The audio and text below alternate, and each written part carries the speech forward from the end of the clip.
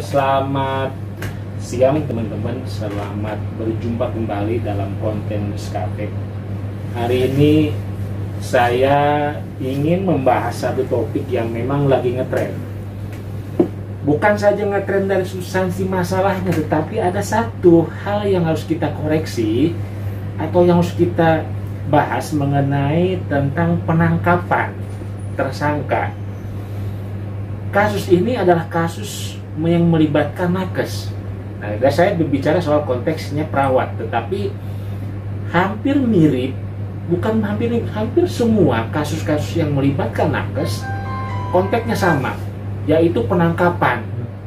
Dan orang penangkapan itu dengan serta-merta dengan cepat ditetapkan sebagai tersangka.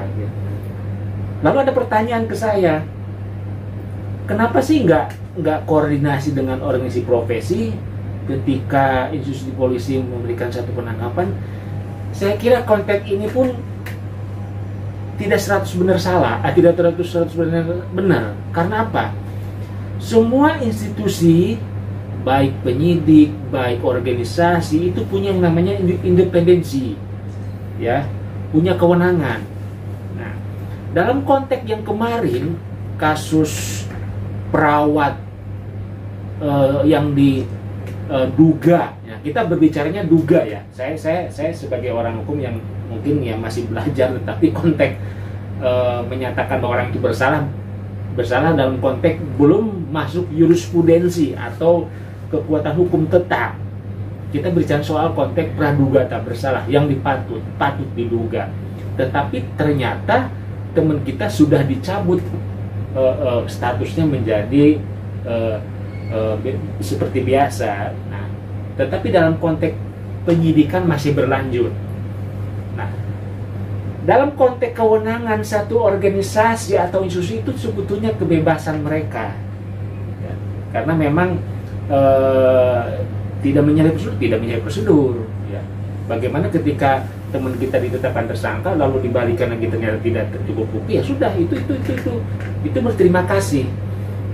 Tapi ada satu pertanyaan, kenapa sih nggak bekerja sama dengan organisasi profesi PPND sebelum melakukan menetapkan tersangka? Karena memang kan katanya ada mediasi sebelum. Nah, konteks itu pun sebetulnya tidak selamanya benar. Nah, lihat dulu permasalahannya. Kalau konteksnya orang yang baru patut diduga, ya, bisa saja diperbaiki. Tetapi kalau konteksnya perbuatan pidana yang memang orang itu memang dikategorikan membahayakan, ya bisa saja ditangkap, tidak perlu ada mediasi. Karena memang orang ini sudah masuk kategori kejahatan, misalnya pembunuhan, pemerkosaan. Ini kasusnya beda. Nah, ini teman-teman, kenapa saya menjelaskan ini supaya teman-teman perawat harus tahu konteksnya, bagaimana ketika perawat ditetapkan sebagai tersangka kemarin. Bukan kasus ini saja, yang lagi hot sekarang misalnya Dr. Richard Lee. Nah, ini kita bisa banyak belajar dari situ semua, bisa banyak belajar. Jadi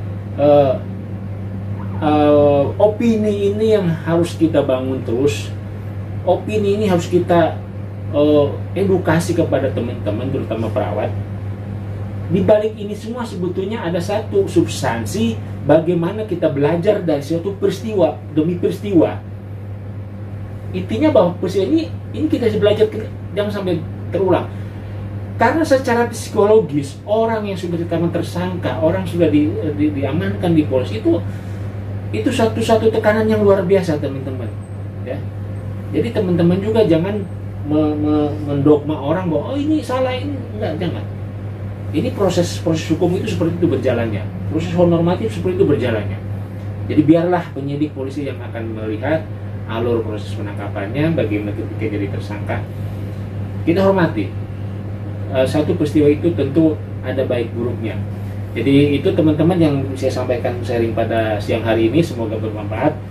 Meskipun memang tidak semuanya bermanfaat, tetapi saya kira ke depan akan banyak peristiwa-peristiwa ini yang harus kita pelajari. Tetap jangan kendur, tetap jangan takut pada satu peristiwa apapun. Hanya satu yang harus kita amati, bahwa antisipasi dalam suatu kita tindakan, SOP, kemudian tugas, kewenangan, hak dan kewajiban kita sebagai nakes terutama perawat harus diperhatikan. Tetap jaga prokes. Salam sejawat, tetap semangat.